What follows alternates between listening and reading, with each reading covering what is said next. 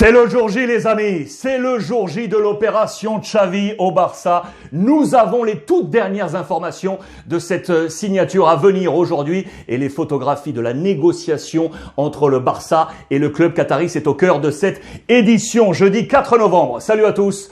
J'espère que vous êtes en forme où que vous soyez et bienvenue comme d'habitude à la maison dans mon petit bureau pour ce point média, épisode 188 sur YouTube. Également au programme, les débuts aujourd'hui de Conte du côté de Tottenham. Unai Emery qui a dit non à Newcastle, Ancelotti en difficulté et que va faire Milan? Le Scudetto ou la scène européenne? À suivre dans cette édition, mais on va commencer avec le Paris Saint-Germain. Aïe Paris! 2 buts partout sur la pelouse de Leipzig dans cette Ligue des Champions, la une de l'équipe, malgré 2 balles Doum-Doum. Doum-Doum, c'est Wijnaldum qui a marqué un doublé, peut-être pour enfin être lancé dans sa saison. Les notes sont là, on va les détailler. Scénario très simple, Nkunku, l'ancien Parisien, ouvre la marque pour Leipzig. Paris revient avec un coup double, mais en toute fin de match, Szoboszlai sur penalty pour le 2 buts partout avec un homme fautif, c'est Presnel Kimpembe. On va y revenir. Manque de maîtrise selon nos confrères de l'équipe. Hors de contrôle, vous le voyez, avec des notes très très négatives. Si on retient tout d'abord le positif, il y aura donc du Wijnaldum, peut-être ce déclic avec ce doublé pour lui, avec enfin de la fraîcheur au milieu de terrain qui manquait, je vous le rappelle, de Verratti et de Paredes, plus Lionel Messi, bien entendu, qui était le grand absent de ce match. Du positif et du négatif. Dans ce positif, toujours avec donc Wijnaldum, Neymar, qui en l'absence au milieu de terrain des 3 cités a été bon. Il a mené la cadence, même si ça a baissé un peu de rythme en fin de match. Mais il a été bon Neymar, confirmation avec les notes à suivre. Marquis, taille patron comme d'habitude dans la défense avec son brassard de capitaine. Il a d'ailleurs haussé le ton pour voir le niveau de jeu de Paris Saint-Germain monter sur les prochaines échéances. Et voici les notes moins. En revanche, ça a été un peu plus compliqué. Je vous donne encore un plus. Donnarumma, le gardien italien qui avait été choisi à la place de Navas, qui a stoppé un penalty dans ce match. Un exploit presque 20 si on l'entend avec le match nul. 2 buts partout. Il a pris un 7 sur 10. Wijnaldum sur les bonnes notes avec un 7. Neymar 6. Et puis regardez, Marquinhos bien entendu avec ce 7. Et les mauvaises notes sont là. Kylian Mbappé, avec 3 échecs qui pèsent lourd, ce manque d'efficacité, il prend un 4 sur 10, voici sa note, et puis je vous le disais, notamment Presnel Kimpembe, fautif dans ce match, peut-être trop d'engagement de la part du défenseur parisien, l'improbable faute en fin de match, il prend un 3 sur 10, Presnel Kimpembe, comme Danilo Pereira au milieu de terrain, Idrissa Gueye il prend un 4, comme Achraf Hakimi, Pochettino pour la gestion globale prend un 5 sur 10. Bonne note à noter pour l'ancien Parisien Nkunku, buteur, 8 sur 10 pour lui, ça c'est intéressant. Attention à Paris dans ce groupe où je vous le rappelle, Manchester City a cartonné hier face à Bruges avec une victoire 4-1, au total ils en auront passé 9 aux Belges sur les 2 matchs. Les Belges qui, vous le voyez dans les colonnes de nos voisins, cette fois-ci, les Brugeois n'auront pas de regrets. Ils ont fourni un beau match. Et peut-être que le score, comme le dit Clément, le coach, ne reflète pas cette rencontre. Il faut savoir que De Ketelaere a eu une balle de 1-2 dans ce match. Il l'a manqué. Derrière, Mahrez a fait que City prenne l'avantage et permette à City de s'envoler. But des Citizens signé Foden, Mahrez, Sterling et Gabriel Jesus. Voilà pour ce point sur ce groupe. Avant de filer au Barça, je vous parle également d'un match de fou furieux. Hier entre Liverpool et l'Atlético Madrid. C'était absolument incroyable.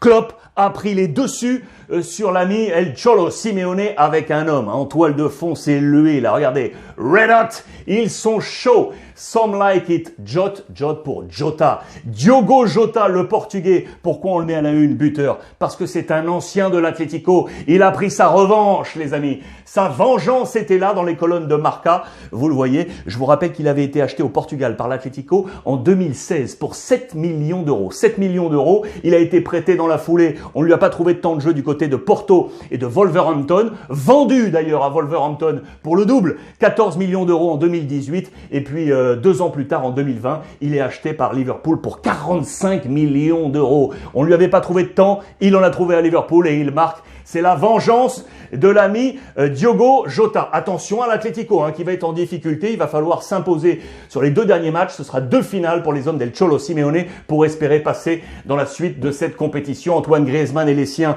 en difficulté. Griezmann qui s'est un peu chauffé avec l'arbitre. C'est calienta, vous le voyez, notamment pour un carton rouge qui a été adressé à Felipe dès la 36e minute. Ça a été chaud, très chaud pour l'Atlético Madrid. Diogo Jota à la une, également un homme que j'adore, c'est l'ami Mané. Mané de cette attaque de Liverpool, très très bien noté. Je voulais vous le montrer également à la une de la presse anglaise. Et pour cause, il est rentré dans le top 3 des meilleurs buteurs européens de l'histoire de Liverpool. Regardez, c'est ici. Le premier, c'est Steven Gerrard, 41 buts inscrits. Le deuxième, Mohamed Salah, 31 buts. Et il est là, top 3, 23 buts pour l'ami Mané. Bravo à lui, Liverpool qualifié pour la suite de la compétition. On passe au Barça. Les dernières informations sont là, les amis. Les dernières infos sont là. C'est donc le jour J pour Xavi et la signature au Barça. Ça sent dans les 24 heures qui arrivent là. Ça y est, c'est terminé. Les dirigeants catalans se sont rendus, vous le savez, au Qatar. Ils y sont encore. Les négociations sont là. Et j'ai les toutes dernières photos à vous montrer. Tout d'abord, regardez la une de la presse catalane. Vous le voyez avec les déclarations en fin de match. Il a joué hier avec son club d'Al-Sadd. Hay que devolver la ilusión al barcelonismo. Il faut ramener l'illusion, la joie, l'envie à tout le peuple catalan. J'ai tellement envie de rentrer à la maison. Voilà les propos de l'ami Xavi. Vous l'aurez compris, c'est une énorme envie de la part du grand stratège catalan. C'est son jour J. Alors les dernières informations à vous montrer. J'ai 5 photos à vous montrer. Regardez, ça c'était hier. Je vous rappelle que la délégation catalane s'est donc rendue au Qatar. Exigence du club d'Al-Sadd de négocier directement sur place, physiquement, avec les dirigeants. Le président Laporta n'était pas là, mais son vice-président était là, Rafael Yuste, que vous voyez ici. Ici présent également, Mateu Alemany, le directeur du football du FC Barcelone. Tout d'abord, ils se sont entretenus avec les agents de Xavi. Ils sont là au milieu. On est dans les tribunes du match d'hier soir. Vous l'aurez compris. Fernando Solanas et Arturo Canales, les 2 représentants de Xavi. Discussion donc avec les dirigeants du FC Barcelone. Assis, vous l'aurez compris, dans ces tribunes pour regarder ce match, Yuste, Alemany. Et puis ensuite, on va dézoomer pour vous montrer vraiment qu'ils étaient assis ensemble, les représentants de Xavi et le FC Barcelone. Les dirigeants qataris sont juste au-dessus. Ils vont s'entretenir tous les 4 dès la fin de la rencontre, vous l'aurez compris. Et là, je vous montre la photo un peu floue, mais qui montre que l'issue est proche. C'était hier dans la nuit à Doha, hôtel après le match. Vous voyez ces mêmes dirigeants avec ici Rafael Yuste, le vice-président, Mateu Alemany, le directeur du football, les 2 représentants ici et ici, encadrés par, vous le voyez, délégation du club d'Al-Sadd qatari. On est en discussion. Ça y est, les accords vont être trouvés aujourd'hui pour peut-être même dès ce jour une signature.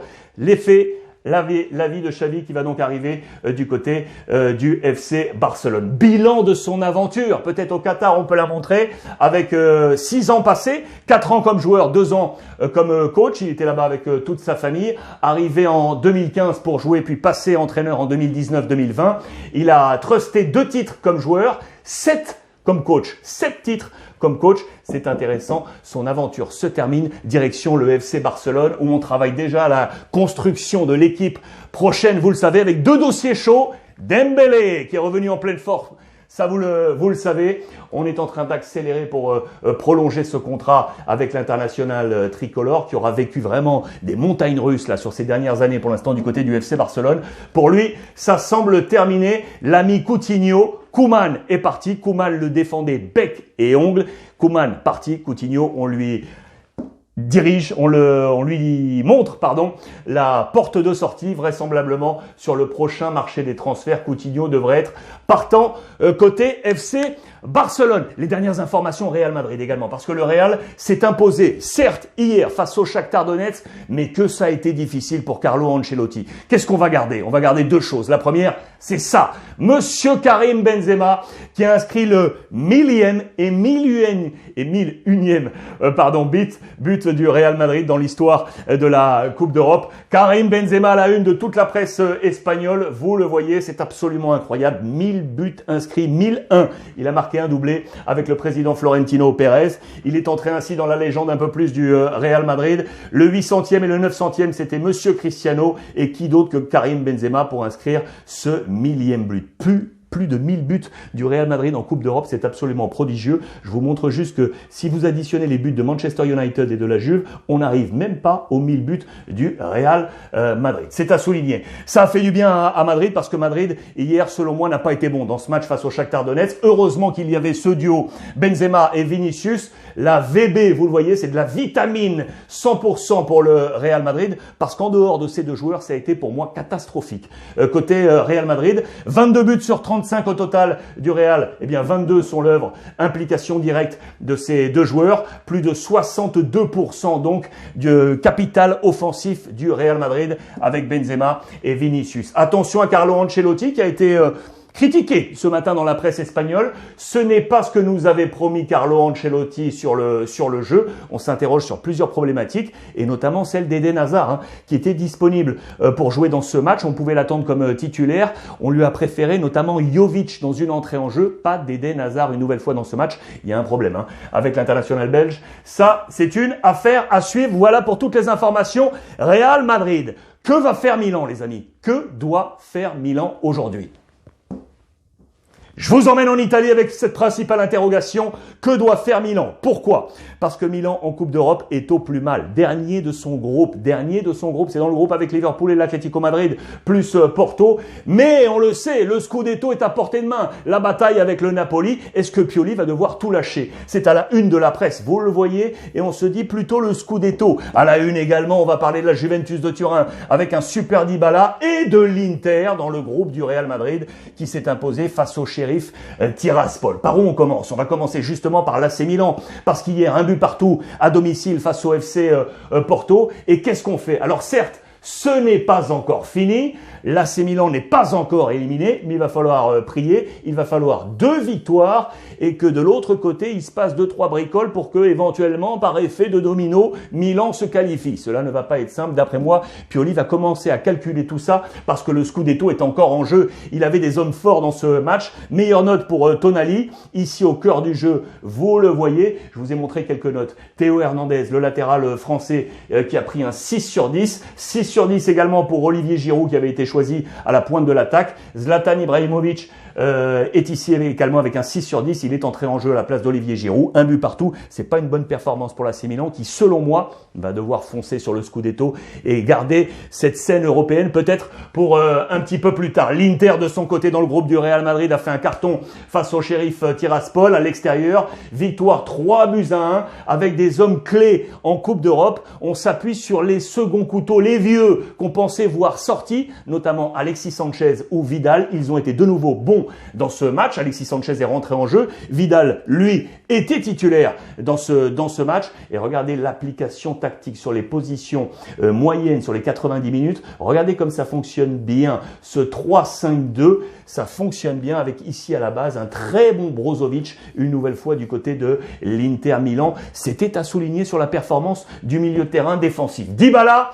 fait-il partie de l'Olympe de la Juve, les amis? Regardez, l'ami Dybala, capitaine, qui hier a dépassé Michel Platini sur le nombre de buts inscrits. Et on l'inscrit du coup parmi cet Olympe avec les grandes stars, les Sivori, Platini, Baggio, Zidane, Alessandro Del Piero. Qu'en pensez-vous? A-t-il sa place dans cet Olympe, l'ami Dybala? Regardez, ça c'est le ranking des meilleurs buteurs de l'histoire de la Juve. Devant, c'est Alessandro Del Piero avec 289 buts. David Trezeguet, 4e avec 171.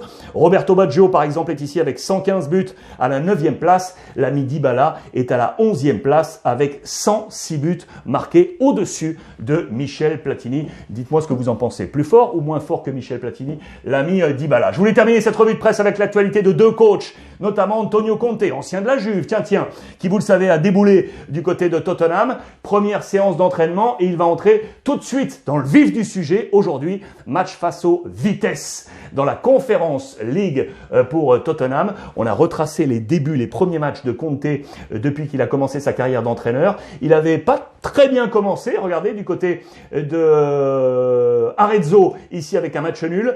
Bari pour une défaite. L'Atalanta pour un match nul. Et puis ensuite, ce sont que des victoires avec Sienne, la Juve, la sélection italienne, Chelsea ou encore l'Inter. Va-t-il démarrer avec une victoire avec Tottenham pour poursuivre cette série? Affaire à suivre ce soir. Et puis je vous l'annonçais, Unai Emery a finalement dit non. Il n'entraînera pas la formation de Newcastle. C'est très certainement Eddie Howe qui devrait prendre cette place. Regardez dans la presse de Valence. Il va donc rester, il est ici avec son président, voilà son tweet officiel avec un communiqué que je vous ai zoomé. Le président Reutsch est à ses côtés, il a décidé de rester dans les colonnes de Marca. Emery, c'est Keda. Vous l'aurez compris, voici son communiqué. On pensait que c'était fait, qu'il partait direction Newcastle. Eh bien non, l'ancien coach du Paris Saint-Germain reste à Villarreal. Ces petites histoires qui font la grande histoire du football. Passez une bonne journée les amis, comme d'habitude, merci de votre fidélité et n'oubliez pas, profitez des vôtres.